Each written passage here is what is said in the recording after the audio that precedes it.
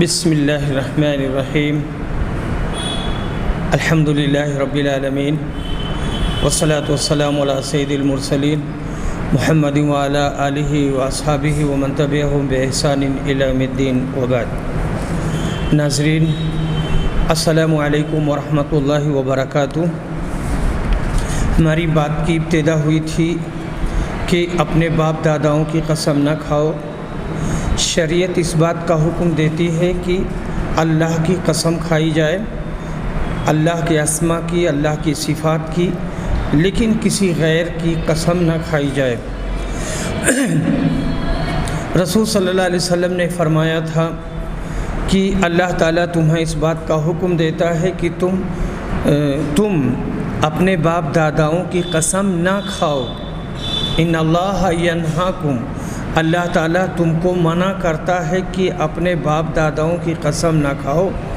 اگر کسی کو قسم کھانی ہے تو اللہ کی قسم کھائے یا پھر وہ خاموش رہے۔ حضرت عمر بن خطاب امیر المومنین کا لقب فاروق اور کنیت ابو حفصہ ہے، کیونکہ یہ روایت حضرت ابو عمر بن خطاب ہی سے ہے، تو ان کی حالت زندگی یہاں بیان ہو رہی ہے۔ نسبتاً وہ عدوی اور قریشی ہیں، یعنی نسبت کے اعتبار سے انہوں نے سن 6 نبوی میں اسلام قبول کیا، اور بعض لوگوں کا کہنا ہے کہ نبوت کے 5ویں سال اسلام میں داخل ہوئے، جبکہ 40 مرد اور 11 عورتیں مسلمان ہو چکی تھیں۔ اور کچھ لوگوں نے لکھا ہے کہ مردوں کی 40 تعداد حضرت عمر کے اسلام لانے سے پوری ہوئی۔ ان کے اسلام لانے سے اسلام کو بڑا غلبہ حاصل ہوا، اسی واسطے ان کو فاروق کہا گیا۔ حضرت ابن عباس کہتے ہیں کہ میں نے عمر فاروق سے دریافت کیا کہ آپ کا نام فاروق کب سے ہوا؟ تو انہوں نے جواب دیا کہ مجھ سے 3 دن پہلے حضرت حمزہ ایمان لائے، اس کے بعد اللہ نے میرا سینہ کھول دیا تو میں نے اپنی زبان سے کہا اللہ ہی ہے، اس کے علاوہ کوئی بھی بندگی کے لائق نہیں، اس کے نیک نام ہیں، اور زمین میں کوئی ذات میرے نزدیک حضرت محمد صلی اللہ علیہ وسلم سے زیادہ محبوب نہیں۔ حضرت عمر فرماتے ہیں پھر میں نے سوال کیا کہ رسول صلی اللہ علیہ وسلم کہاں ہیں؟ تو میری بہن نے جواب دیا کہ وہ ارقم کے مکان میں ہے۔ تو میں ارقم کے مکان کے پاس گیا جہاں حمزہ اور آپ کے اصحاب حویلی میں بیٹھے تھے، اور نبی اکرم گھر میں تھے۔ تو جب میں نے دستک دی تو لوگ نکلے۔ حضرت حمزہ نے کہا کہ تمہارا کیا حال ہے؟ میں نے جواب دیا کہ عمر بن خطاب آیا ہے۔ رسول اکرم باہر آئے اور میرا دامن کھینچا اور پوچھا کہ تو باز آنے والا نہیں ہے؟ تو میں نے کہا اور میں نے کلمہ پڑھا، اشہد ان لا الہ الا اللہ وحدہ لا شریک لہ واشہد ان محمدا عبدہ ورسولہ۔ تو سب حویلی والوں نے اللہ اکبر کا نعرہ بلند کیا، جس کو مسجد والوں نے سن لیا۔ حضرت عمر فرماتے ہیں کہ میں نے نبی صلی اللہ علیہ وسلم سے پوچھا کہ کیا ہم حق پر نہیں ہیں، زندہ رہیں یا مر جائیں؟ تو نبی صلی اللہ علیہ وسلم نے جواب دیا کہ اس ذات کی قسم جس کے ہاتھ میں میری جان ہے، بے شک تم دین حق پر ہو، زندہ رہو یا مر جاؤ۔ تو میں نے کہا کہ ہم چھپ کر کیوں رہیں؟ قسم ہے اس ذات کی جس نے آپ کو نبی بنا کر بھیجا ہے، ہم ضرور باہر نکلیں۔ چنانچہ نبی صلی اللہ علیہ وسلم کو باہر نکلنے کے لیے کہا، اور آپ کو 2 صفوں میں لے لیا۔ ایک صف میں میں اور دوسری صف میں حضرت حمزہ تھے۔ اسی طرح ہم مسجد میں پہنچے تو ہم لوگوں کو دیکھ کر قریش نے کہا کہ ابھی ایک غم ختم نہیں ہوا کہ دوسرا غم سامنے آ گیا۔ اسی دن سے اسلام کو غلبہ نصیب ہوا اور لوگ مجھ کو فاروق کہنے لگے، اس لیے کہ میرے سبب سے اللہ نے حق کو باطل سے جدا کر دیا۔ داؤد بن حسین اور زہری فرماتے ہیں کہ جب حضرت عمر مسلمان ہوئے تو حضرت جبریل اترے اور نبی اکرم سے کہا کہ حضرت عمر کے اسلام لانے سے آسمان والوں کو خوشی ہوئی۔ عبداللہ بن مسعود کہتے ہیں کہ اللہ کی قسم میں حضرت عمر کے علم سے خوب واقف ہوں، اگر ان کا علم ترازو کے ایک پلہ میں رکھا جائے اور تمام مخلوق کا علم دوسرے پلہ میں تو حضرت عمر کا پلہ بھاری ہو جائے۔ اور انہوں نے کہا جب حضرت عمر کی وفات ہوئی تو گویا وہ علم کا ایک بڑا حصہ لے گئے۔ حضرت عمر نبی اکرم کے ساتھ تمام جنگوں میں حاضر رہے اور وہ سب سے پہلے خلیفہ ہیں جن کو امیر المومنین کہا گیا۔ ان کی خلافت حضرت ابوبکر صدیق کی وفات کے بعد ہی قائم ہوئی، اس لیے کہ صدیق اکبر نے انہی کے نام کی وصیت کی تھی اور ان کو مغیرہ بن شعبہ کے غلام ابو لؤلؤہ نے بدھ کے روز زخمی کیا 26 ذی الحجہ سن 23 ہجری کو، اور وہ اتوار کے روز محرم کے عشرہ اولی سن 24 ہجری میں دار آخرت کو تشریف لے گئے، یعنی ان کا انتقال ہو گیا۔ حدیث نمبر 6647 عبداللہ بن عمر روایت کرتے ہیں، کہتے ہیں کہ میں نے عمر سے سنا نبی صلی اللہ علیہ وسلم نے مجھ سے فرمایا تھا کہ اللہ تعالیٰ نے تمہیں باپ داداؤں کی قسم کھانے سے منع کیا ہے۔ حضرت عمر نے بیان کیا واللہ پھر میں نے ان کی رسول اللہ صلی اللہ علیہ وسلم سے ممانعت سننے کے بعد کبھی قسم نہیں کھائی، اپنی طرف سے غیر اللہ کی قسم کھائی، نہ کسی دوسرے کی زبان سے نقل کی۔ یہ حدیث متفق علیہ ہے۔ حدیث نمبر 6648 عبداللہ بن عمر روایت کرتے ہیں، کہتے ہیں کہ نبی صلی اللہ علیہ وسلم نے فرمایا اپنے باپ داداؤں کی قسم نہ کھاؤ۔ حدیث نمبر 6649 زہدم روایت کرتے ہیں کہ ان قبائل جرم اور اشار کے درمیان بھائی چارہ تھا، الفت اور محبت تھی۔ ہم ابو موسیٰ اشعری کی خدمت میں موجود تھے تو ان کے لیے کھانا لایا گیا، اس میں مرغی بھی تھی۔ ان کے پاس بنی تیم اللہ کا ایک سرخ آدمی بنو تیم اللہ کا ایک سرخ رنگ کا آدمی بھی موجود تھا، غالباً وہ غلاموں میں سے تھا۔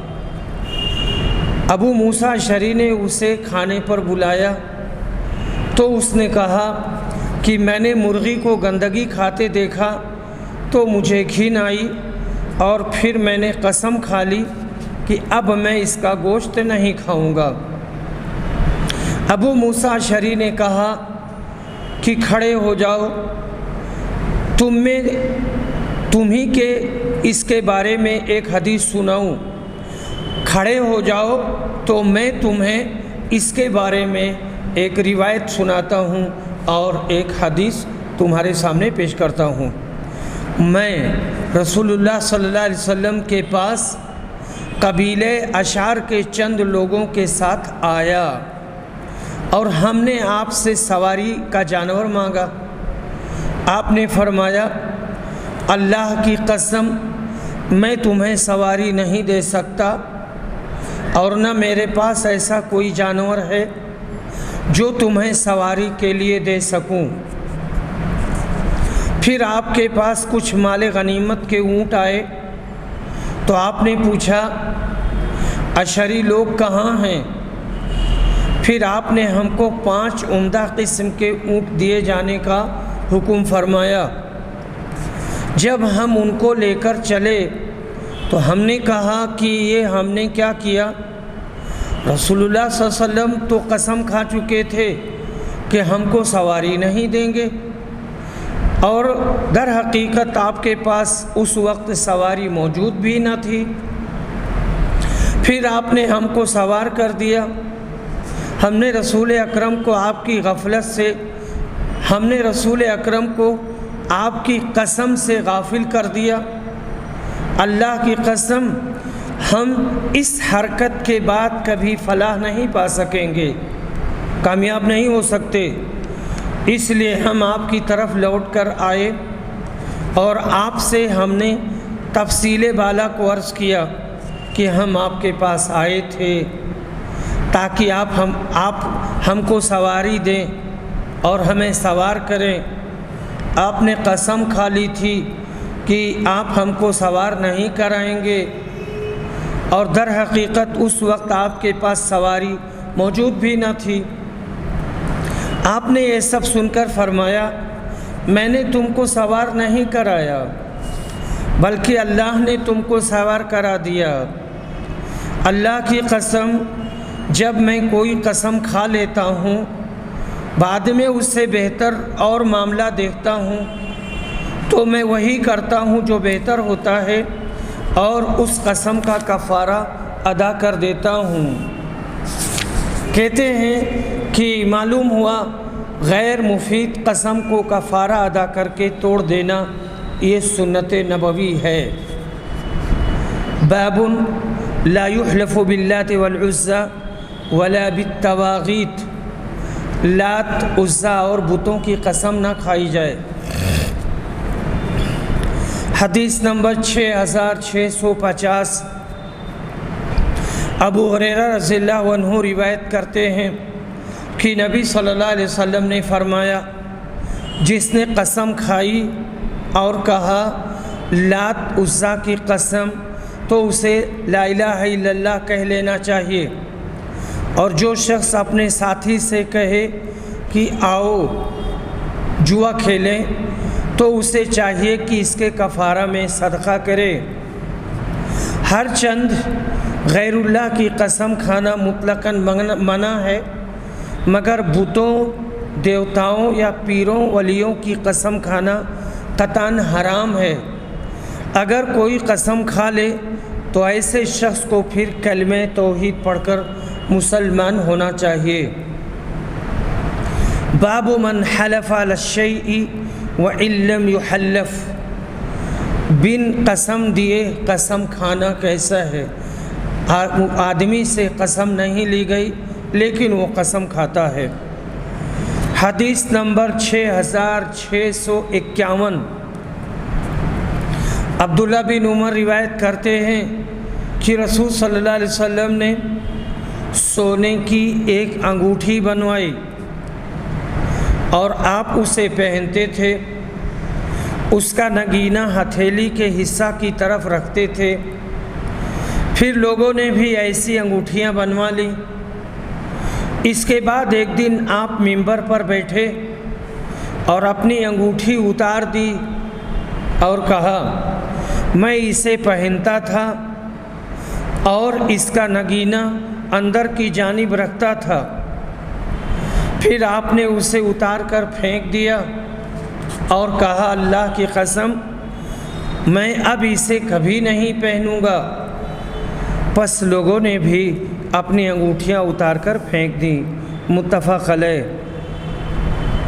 حدیث نمبر 6652، اور باب ہے من حلف بملت سوى الاسلام، اس شخص کا بیان جس نے اسلام کے سوا دوسرے مذہب کی قسم کھا لی۔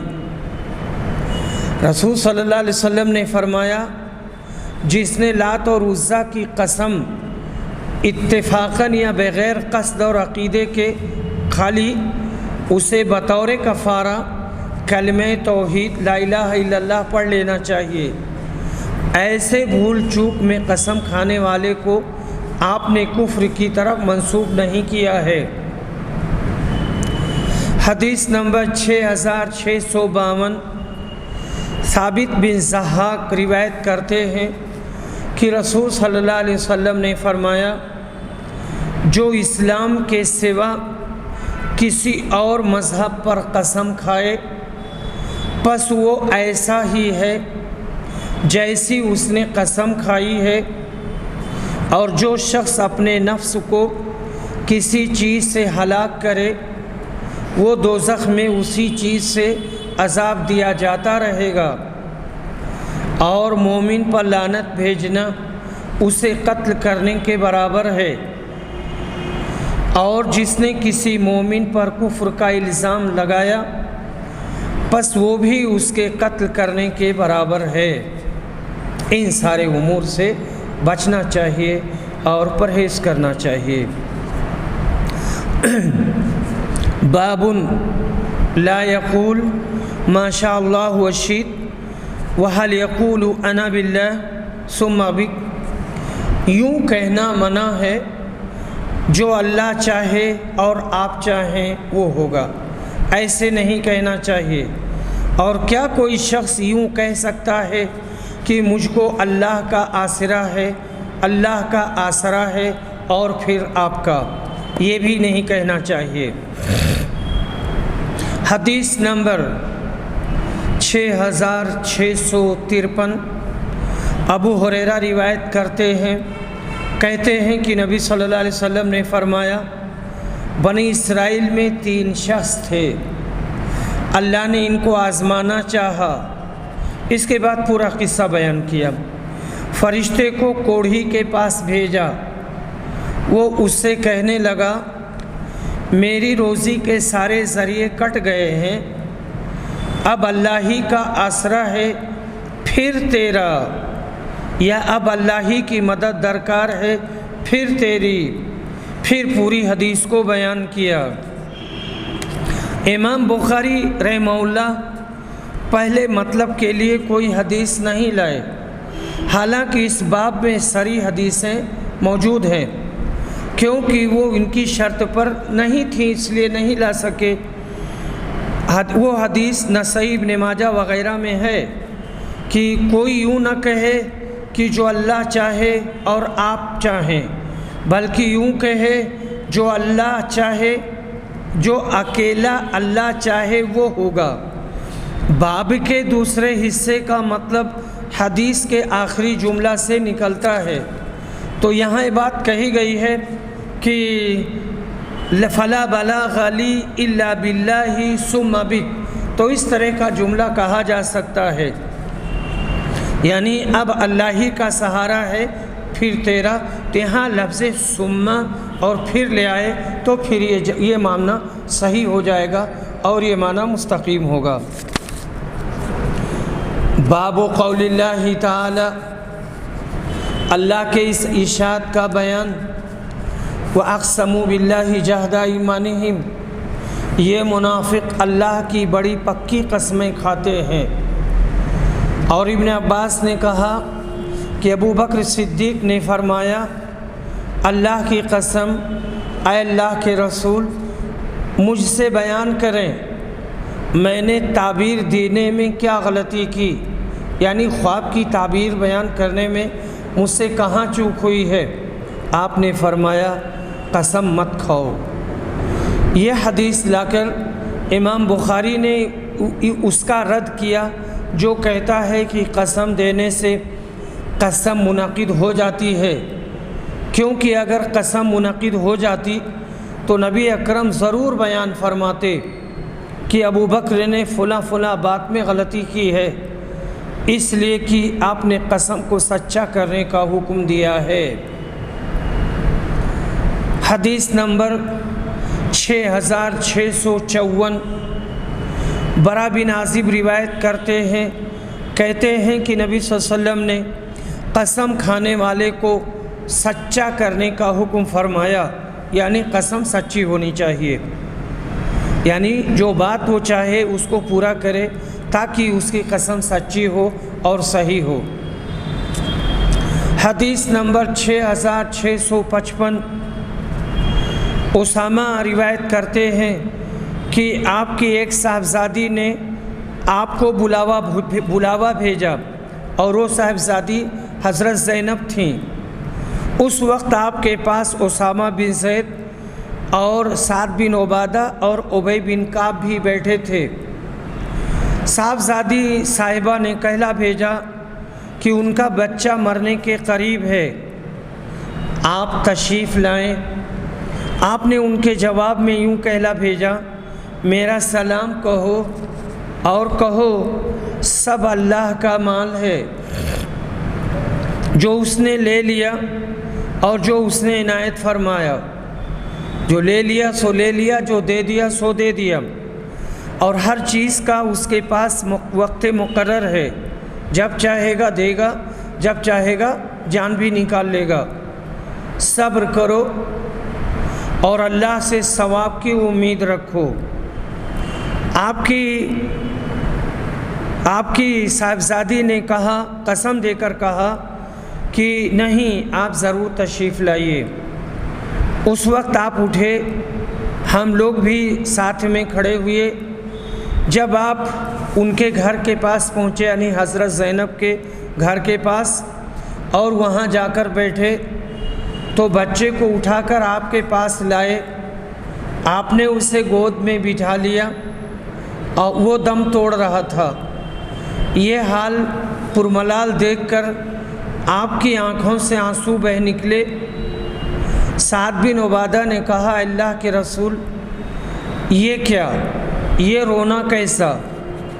رسول اعظم نے کہا، یہ رونا رحم کی وجہ سے ہے، اور اللہ اپنے جس بندے کے دل میں چاہتا ہے رحم ڈال دیتا ہے، یا یہ ہے کہ اللہ اپنے ہی انہی بندوں پر رحم کرے گا جو دوسروں پر رحم کرتے ہیں۔ حدیث نمبر 6656۔ ابو ہریرہ رضی اللہ عنہ روایت کرتے ہیں کہ رسول صلی اللہ علیہ وسلم نے فرمایا، جس مسلمان کے 3 بچے مر جائیں تو اسے دوزخ کی آگ نہیں چھوئے گی مگر صرف قسم اتارنے کے لیے۔ قسم سے مراد اللہ کا یہ فرمان ہے، وَإِن مِّنكُمْ إِلَّا وَارِدُهَا، یعنی تم میں سے کوئی ایسا نہیں ہے جو دوزخ پر سے ہو کر نہ جائے۔ تو اتنی دقت و اتنی پریشانی تو ہر ایک کو برداشت کرنا ہی ہوگی۔ حدیث نمبر 6657۔ حارثہ بن وہب روایت کرتے ہیں، کہتے ہیں میں نے نبی صلی اللہ علیہ وسلم سے سنا، آپ فرماتے تھے، میں تم کو بتلاؤں کہ جنتی کون لوگ ہیں؟ ہر ایک غریب ناتواں جو اگر اللہ کے بھروسے پر قسم کھا بیٹھے تو اللہ اس کو سچا کرے، اس کی قسم پوری کر دے۔ اور دوزخی کون لوگ ہیں؟ یعنی میں بتاؤں کہ دوزخی کون لوگ ہیں؟ ہر ایک موٹا، لڑاکا، مغرور اور فسادی۔ باب اذا قال اشہد باللہ او شہدت باللہ، اگر کسی نے کہا کہ میں اللہ کو گواہ بناتا ہوں یا اللہ کے نام کے ساتھ گواہی دیتا ہوں۔ حدیث نمبر 6658۔ عبداللہ بن مسعود روایت کرتے ہیں کہ نبی صلی اللہ علیہ وسلم سے پوچھا گیا کہ کون لوگ اچھے ہیں؟ آپ نے فرمایا، میرا زمانہ، پھر وہ لوگ جو اس سے قریب ہوں گے، پھر وہ لوگ جو اس سے قریب ہوں گے، اس کے بعد ایک ایسی قوم پیدا ہوگی جس کی گواہی قسم سے پہلے زبان پر آ جایا کرے گی اور قسم گواہی سے پہلے۔ پھر کہا جاتا ہے قسم سچی صحیح، پھر بھی ضرورت کیا ہے کھانے کی، تو قسم نہیں کھانا چاہیے۔ اور جب کسی کا حق مارا جا رہا ہو، کسی کو معلوم نہ ہو، تو وہاں قسم کھا سکتے ہیں، یا کوئی طلب کرتا ہے تو قسم کھا کر کے اور مطلوبہ شخص کا مال یا اس کا جو حق ہے اسے دلا دینا چاہیے۔ ابراہیم نخعی کہتے ہیں کہ ہمارے اساتذہ جب ہم کم عمر تھے تو ہمیں قسم کھانے سے منع کیا کرتے تھے کہ ہم گواہی یا عہد میں قسم کھائیں۔ مطلب یہ ہے کہ گواہی دینے میں ان کو کوئی باک نہ ہوگا، نہ جھوٹ بولنے سے ڈریں گے، جلدی میں کبھی پہلے قسم کھا لیں گے، پھر گواہی دیں گے، پھر قسم کھائیں گے۔ اس لیے بزرگان سلف صالحین اپنے تلامذہ کو گواہی دینے اور قسم کھانے سے منع کیا کرتے تھے۔ باب عہد اللہ، جو شخص علی عہد اللہ کہے تو کیا حکم ہے؟ علی عہد اللہ، اللہ کا عہد مجھ پر ہے، میں فلاں کام کروں گا، نیت کرنے پر یہ بھی قسم کھانا ہی ہے۔ آیت میں آگے لفظ یشترون بعہد اللہ آل عمران آیت نمبر 77 سے امام بخاری نے باب کا مطلب نکالا ہے۔ یہاں بھی عہد اللہ سے اللہ کی قسم کھانا مراد ہے۔ حدیث نمبر 6659 عبداللہ بن مسعود روایت کرتے ہیں کہ نبی صلی اللہ علیہ وسلم نے فرمایا، جس نے جھوٹی قسم اس مقصد سے کھائی کہ کسی مسلمان کا مال اس کے ذریعہ ناجائز طریقے پر حاصل کرے، تو وہ اللہ تعالیٰ سے اس حال میں ملے گا کہ وہ اس پر غضبناک ہوگا۔ پھر اللہ تعالیٰ نے اس کی تصدیق نازل کی، ان الذین یشترون بعہد اللہ وایمانہم ثمنا قلیلا، بلا شبہ وہ لوگ جو اللہ کے عہد اور اپنی قسموں کے ذریعہ تھوڑی قیمت خریدتے ہیں اور تھوڑی سی چیز لیتے ہیں۔ حدیث نمبر 6660 سلیمان بیان کرتے ہیں اپنی حدیث میں کہ پھر اشعث بن قیس وہاں سے گزرے اور پوچھا کہ عبداللہ تم سے کیا بیان کر رہے تھے؟ عبداللہ تم سے کیا بیان کر رہے تھے؟ ہم نے ان سے کہا اور بیان کیا تو اشعث نے کہا کہ یہ آیت میرے اور میرے ایک ساتھی کے بارے میں نازل ہوئی تھی، ایک کنویں کے سلسلے میں ہم دونوں کا جھگڑا تھا۔ باب الحلف بعزت اللہ و صفاتہ و کلماتہ، اللہ تعالیٰ کی عزت، اس کی صفات اور اس کے کلمات کی قسم کھانا۔ ابن عباس کہتے ہیں کہ نبی صلی اللہ علیہ وسلم کہا کرتے تھے، اعوذ بعزتک، اے اللہ میں تیری عزت کی پناہ چاہتا ہوں۔ اور ابو ہریرہ نے نبی اکرم سے کہا کہ ایک شخص جنت و دوزخ کے درمیان باقی رہ جائے گا اور عرض کرے گا، اے میرے رب میرا چہرہ دوزخ سے دوسری طرف پھیر دے۔ ہرگز نہیں، تیری عزت کی قسم میں کچھ اور تجھ سے نہیں مانگوں گا، یہ وعدہ کرے گا وہ بندہ۔ ابو سعید نے بیان کیا کہ نبی اکرم نے فرمایا، اللہ تعالیٰ نے کہا کہ تیرے لیے یہ ہے اور اس کے 10 گنا اور زیادہ۔ ایوب علیہ السلام نے کہا کہ اور تیری عزت کی قسم، تیری برکت سے میں بے پرواہ نہیں ہو سکتا۔ حدیث نمبر 6661 انس بن مالک روایت کرتے ہیں کہ نبی صلی اللہ علیہ وسلم نے فرمایا، جہنم برابر یہی کہتا رہے گا کیا کچھ اور ہے، کیا کچھ اور ہے۔ آخر اللہ تبارک و تعالی اپنا قدم اس میں رکھ دے گا تو وہ کہہ اٹھے گا، بس بس میں بھر گیا، تیری عزت کی قسم، اور اس کا بغض اس کا بعض حصہ بعض کو کھانے لگے گا۔ اس روایت کو شعبہ نے قتادہ سے نقل کیا ہے۔ یہ حدیث متفق علیہ ہے۔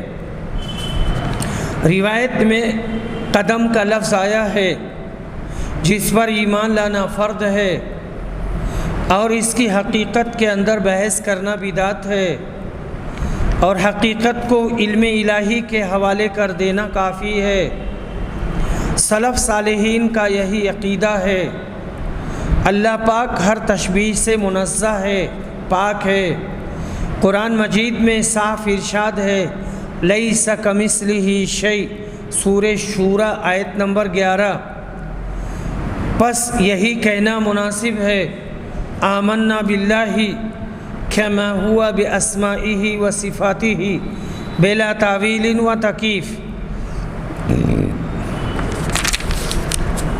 باب قول الرجل لعمر اللہ، قال ابن عباس لعمرک، کوئی شخص کہے کہ لعمر اللہ، اللہ کی بقا کی قسم۔ ابن عباس نے کہا لعمرک کے بارے میں اس سے لعیشک مراد ہے۔ لعمرک انہم لفی سکرتہم یعمہون، سورہ حجر آیت نمبر 72۔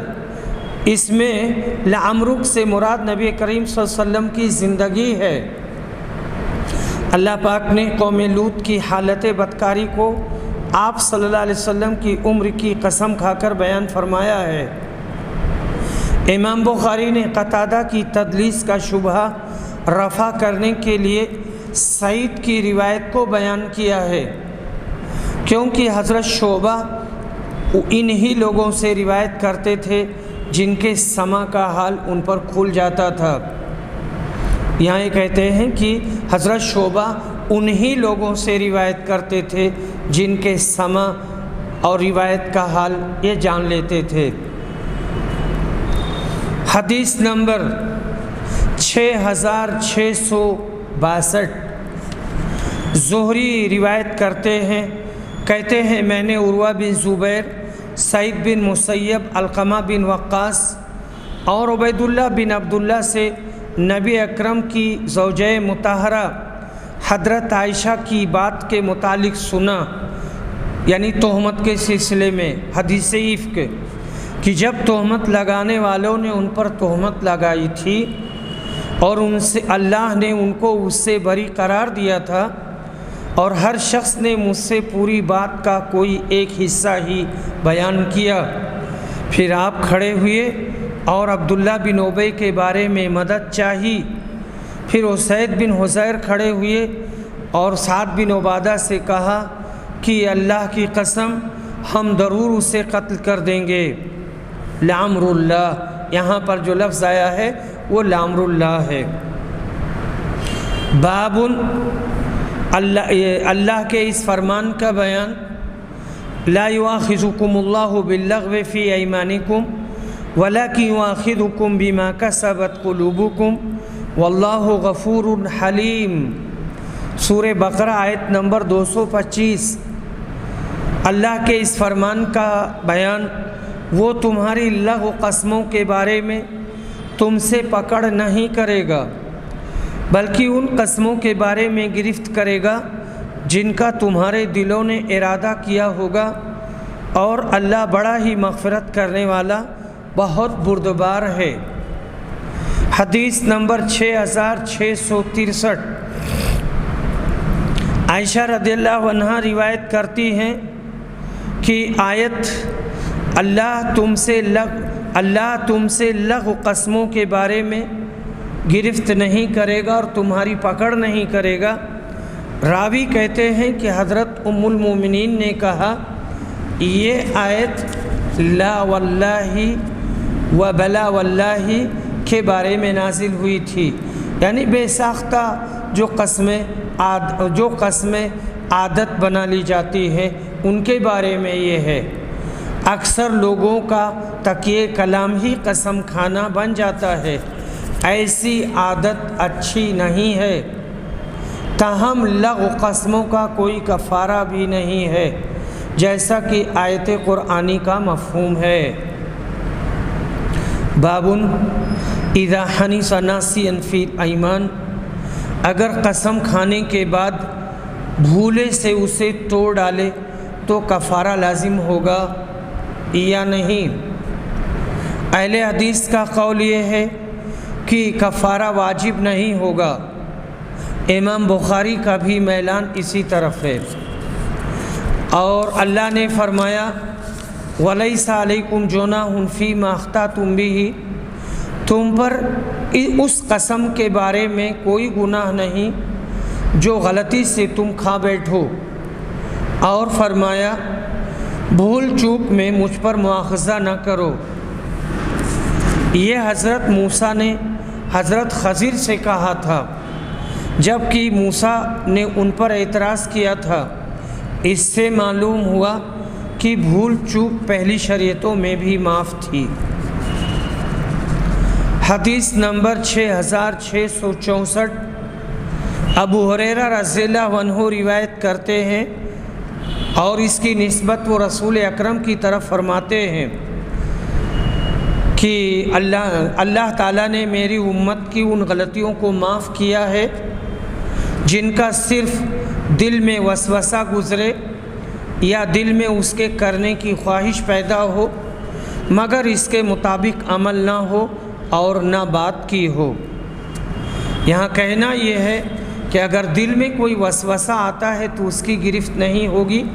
ہاں، اگر آدمی نے وہ عمل کر لیا یا بات کر لی تو پھر وہ اپنے عمل کا تابع ہو گیا، عمل کا غلام ہو گیا یا کہہ دیا، تو اسی صورت میں پھر وہ جو بات کہہ دی ہے تو اس پر اس کی گرفت ہوگی۔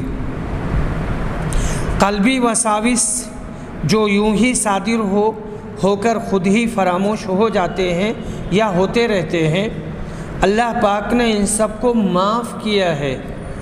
ایسے وساوس کا آنا بھی فطرت انسانی میں داخل ہے۔ تو جو وسوسے دل و دماغ میں آتے ہیں، وسوسوں کو لانا نہیں چاہیے۔ خاص طور سے نماز میں بہت زیادہ وسوسے آتے ہیں۔ وسوسہ، حواجس نفس، خواتیر نفس سب ایک ہی معنی میں ہے تقریباً، تو ان کو نہیں لانا چاہیے۔ اور جب کثرت کے ساتھ یہ وسوسے آنے لگیں تو من میں، زبان سے نہیں، من میں اعوذ باللہ من الشیطان الرجیم پڑھ لیں تو ایسی صورت میں یہ وسوسے یا تو کم ہو جائیں گے یا تو ختم ہو جائیں گے۔ حدیث نمبر 6665، عیسیٰ بن طلحہ روایت کرتے ہیں کہ عبداللہ بن عمرو بن عاص نے بیان کیا کہ نبی اکرم صلی اللہ علیہ وسلم حجۃ الوداع میں قربانی کے دن خطبہ دے رہے تھے کہ ایک صحابی کھڑے ہوئے اور عرض کیا، اللہ کے رسول، میں فلاں ارکان کو فلاں ارکان سے پہلے خیال کرتا تھا، اس لیے غلطی سے ان کو آگے پیچھے ادا کر دیا۔ اس کے بعد دوسرے صاحب کھڑے ہوئے اور کہا، اللہ کے رسول، میں فلاں ارکان حج کے متعلق یوں خیال کرتا تھا، ان کا اشارہ حلق، رمی اور نہر کی طرف تھا۔ حلق بال مڈانا، رمی کنکری کرنا، نہر یعنی اونٹوں کا نہر کرنا۔ آپ نے کہا یوں ہی کر لو، یعنی تقدیم و تاخیر میں کوئی حرج کی بات نہیں ہے۔ آج ان میں سے کسی کام میں کوئی حرج نہیں ہے۔ چنانچہ اس نے رسول اکرم سے جس مسئلہ کے بارے میں بھی پوچھا گیا تو آپ نے یہی کہا، کر لو، کوئی حرج نہیں۔ یہ آپ نے محض بھول چوک کی بنا پر فرمایا تھا، ورنہ قصداً ایسا کرنا درست نہیں ہے۔ امام بخاری رحمہ اللہ نے اس سے یہ نکالا کہ حج کے کاموں میں بھول چوک پر نبی اکرم نے کسی کفارے کا حکم نہیں دیا، نہ فدیہ کا، تو اسی طرح قسم بھی اگر بھول چوک سے توڑ ڈالے تو کفارہ لازم نہ ہوگا۔ اور اس کے بعد میں یہاں پر عبداللہ بن عمرو بن عاص سہمی کی حالت زندگی بیان کی گئی ہے، جو بڑے زبردست عابد، عالم، حافظ اور قاری تھے۔ انہوں نے نبی اکرم صلی اللہ علیہ وسلم سے آپ کی احادیث لکھنے کی اجازت مانگی تھی اور ان کو اجازت دی گئی۔ چنانچہ یہ احادیث نبوی کے اولین جامع ہیں، یعنی عبداللہ بن عمرو بن عاص رات کو چراغ بجھا کر نماز میں کھڑے ہوتے اور بہت ہی زیادہ روتے، چنانچہ ان کی آنکھیں خراب ہو گئی تھیں۔ جنگ حرہ کے دنوں میں ذی الحجہ 63 میں ان کی وفات ہوئی۔ اس حدیث کی مطابقت ترجمہ باب سے مشکل ہے، مگر شاید امام بخاری نے یہ روایت لا کر اس کے دوسری طریق اور دوسری سند کی طرف اشارہ کیا ہے۔ اس میں یوں ہے کہ تیسری بار وہ شخص کہنے لگا، قسم اس پروردگار کی جس نے سچائی کے ساتھ آپ کو بھیجا، میں تو اس سے اچھی نماز نہیں پڑھ سکتا۔ ایسی قسم بھی آیت لا یؤاخذکم اللہ باللغو فی ایمانکم سورہ بقرہ آیت نمبر 225 میں داخل ہے۔ یہاں پر جو پہلی لائن ہے کہ یہ آپ نے محض بھول چوک کی بنا پر فرمایا تھا، ورنہ قصداً ایسا کرنا درست نہیں ہے، اس سے یہ بات معلوم ہوتی ہے کہ یوم النحر کو نبی صلی اللہ علیہ وسلم نے جو بات کہی تھی کہ افعل ولا حرج، کرو کوئی بات نہیں، کرو کوئی بات نہیں، یہ بھول چوک کی بنا پر نہیں ہے، یہ اسلامی شریعت کی تیسیر ہے، اسلام کی آسانی ہے۔ تیسیر اور آسانی کی بنیاد پر رسول صلی اللہ علیہ وسلم نے یہ بات کہی ہے۔ ایسا نہیں ہے کہ وہ لوگ بھول گئے تھے تو اس کی وجہ سے اسے وہاں پر کہا گیا ہے کہ کرو کوئی حرج نہیں ہے، بلکہ شریعت نے آسانی دی ہے اور اسی آسانی سے آدمی فائدہ اٹھا کر کے چاروں میں سے جس کام کو جب چاہے مقدم اور مؤخر کر کے کر سکتا ہے۔ حدیث نمبر 6666 عبداللہ بن عباس روایت کرتے ہیں کہ ایک صحابی نے نبی اکرم سے کہا، میں نے رمی کرنے سے پہلے طواف زیارت کر لیا ہے۔ آپ نے فرمایا کوئی حرج نہیں۔ تیسرے نے کہا کہ میں نے رمی کرنے سے پہلے ہی ذبح کر لیا۔ آپ نے فرمایا کوئی حرج نہیں۔ حدیث نمبر 6667 ابو ہریرہ رضی اللہ عنہ روایت کرتے ہیں کہ ایک صحابی مسجد نبوی میں نماز پڑھنے کے لیے آئے۔ رسول اللہ صلی اللہ علیہ وسلم مسجد کے کنارے تشریف رکھتے تھے۔ پھر وہ صحابی آئے اور سلام کیا تو آپ نے فرمایا جاؤ پھر سے نماز پڑھو، اس لیے کہ تم نے نماز نہیں پڑھی۔ وہ واپس گئے اور پھر نماز پڑھ کر آئے اور سلام کیا۔ آپ نے اس مرتبہ بھی یہی کہا، واپس جاؤ اور نماز پڑھو کیونکہ تم نے نماز نہیں پڑھی۔ آخر تیسری مرتبہ میں وہ صحابی بولے کہ پھر مجھے نماز کا طریقہ سکھلا دیجئے۔ رسول صلی اللہ علیہ وسلم نے فرمایا جب تم نماز کے لیے کھڑے ہوا کرو تو پہلے پوری طرح وضو کر لو، پھر قبلہ رو ہو کر تکبیر کہو، اور جو کچھ قرآن مجید تمہیں یاد ہے وہ تم آسانی کے ساتھ پڑھ سکتے ہو اور تم آسانی کے ساتھ پڑھ سکتے ہو اسے پڑھو، پھر رکوع کرو، اور جب سکون کے ساتھ رکوع کر چکو تو اپنا سر اٹھاؤ، اور جب سیدھے کھڑے ہو جاؤ تو سجدہ کرو۔ جب سجدے کی حالت میں اچھی طرح ہو جاؤ تو سجدے سے سر اٹھاؤ یہاں تک کہ سیدھے ہو جاؤ اور اطمینان سے بیٹھ جاؤ، پھر سجدہ کرو، اور جب اطمینان سے سجدہ کر لو تو سر اٹھاؤ یہاں تک کہ سیدھے کھڑے ہو جاؤ۔ یہ عمل تم اپنی پوری نماز میں کرو۔ اس حدیث سے معلوم ہوا کہ نماز در حقیقت وہی صحیح ہے جو رکوع، سجدہ، قیام، جلسہ، قومہ وغیرہ ارکان کو ٹھیک طور پر ادا کر کے پڑھی جائے۔ جو نمازی محض مرغ کی ٹھونگ لگاتے ہیں ان کو نماز کا چور کہا جاتا ہے، اور ایسے نمازیوں کی نماز ان کے منہ پر ماری جاتی ہے، بلکہ وہ نماز اس نمازی کے حق میں بد دعا کرتی ہے۔ حدیث اور باب میں مطابقت یہ ہے کہ بھول چوک معاف تو ہے، مگر نماز میں اگر کوئی شخص بھول چوک کو مستقل معمول بنا لے تو ایسی بھول چوک معافی کے قابل نہیں ہے۔ خاص طور پر نماز میں ایسی بھول چوک بہت زیادہ خطرناک ہے۔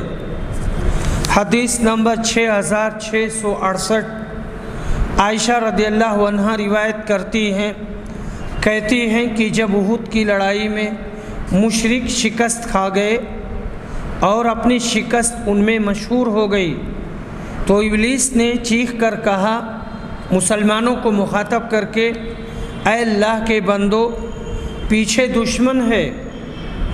چنانچہ آگے کے لوگ پیچھے کی طرف پل پڑے اور پیچھے والے مسلمانوں ہی سے لڑ گئے، یعنی مسلمانوں ہی سے بھیڑ گئے۔ اس حالت میں حذیفہ بن یمان نے دیکھا کہ لوگ ان کے مسلمان والد کو بے خبری میں مار رہے ہیں، تو انہوں نے مسلمانوں سے کہا کہ یہ تو میرے والد ہیں جو مسلمان ہیں، میرے والد۔ عائشہ نے بیان کیا کہ اللہ کی قسم لوگ پھر بھی باز نہیں آئے اور آخر انہیں قتل ہی کر ڈالا۔ حذیفہ نے کہا، اللہ تمہاری مغفرت کرے۔ عروہ نے بیان کیا کہ حذیفہ کو اپنے والد کی اس طرح شہادت کا آخر وقت تک رنج اور افسوس ہی رہا، یہاں تک کہ وہ بھی اللہ سے جا ملے۔ جنگ احد میں ابلیس ملعون نے دھوکہ دیا، پیچھے سے مسلمان ہی آ رہے تھے مگر ان کو کافر بتلا کر آگے والے مسلمانوں کو ان سے ڈرایا۔ وہ گھبراہٹ میں اپنے ہی لوگوں پر پلٹ پڑے اور حضرت حذیفہ کے والد یمان کو شہید کر ڈالا۔ اس روایت کی مطابقت باب سے یوں ہے کہ حضرت عائشہ نے قسم کھا کر کہا، بعض نے مطابقت بتلائی ہے کہ نبی اکرم نے ان مسلمانوں سے کچھ نہیں کہا، ان مسلمانوں سے کچھ نہیں فرمایا جنہوں نے حضرت حذیفہ کے باپ کو بھول سے شہید کر دیا تھا اور بھول سے مار دیا تھا۔ تو اس طرح بھول چوک سے اگر قسم توڑ دے تو کفارہ واجب نہ ہوگا۔ حضرت حذیفہ کو رسول اکرم کا خاص رازداں کہا جاتا ہے۔ حدیث نمبر 6669 ابو ہریرہ روایت کرتے ہیں، کہتے ہیں کہ رسول صلی اللہ علیہ وسلم نے فرمایا، جس نے روزہ رکھا ہو اور بھول کر کھا لیا تو اسے اپنا روزہ پورا کر لینا چاہیے، کیونکہ اسے اللہ نے کھلایا پلایا ہے۔ حدیث نمبر 6670 عبداللہ بن بحینہ روایت کرتے ہیں کہ رسول صلی اللہ علیہ وسلم نے ہمیں نماز پڑھائی اور پہلی 2 رکعت کے بعد بیٹھنے سے پہلے ہی اٹھ گئے اور نماز پوری کر لی۔ جب نماز پڑھ چکے، یعنی درود اور سلام پڑھنے کے بعد، تو یعنی سلام اور درود پڑھنے کے بعد تو لوگوں نے نبی صلی اللہ علیہ وسلم کے سلام کا انتظار کیا کہ اب آپ سلام پھیریں گے۔ پھر رسول صلی اللہ علیہ وسلم نے اللہ اکبر کہا اور سلام پھیرنے سے پہلے سجدہ کیا، پھر سجدہ سے سر اٹھایا اور دوبارہ اللہ اکبر کہا اور سجدہ کیا، پھر سجدے سے سر اٹھایا اور اس کے بعد سلام پھیرا۔ حدیث نمبر 6671 عبداللہ بن مسعود روایت کرتے ہیں کہ نبی صلی اللہ علیہ وسلم نے انہیں ظہر کی نماز پڑھائی اور نماز میں کوئی چیز زیادہ یا کم کر دی، نماز میں کوئی چیز کم یا زیادہ کر دی۔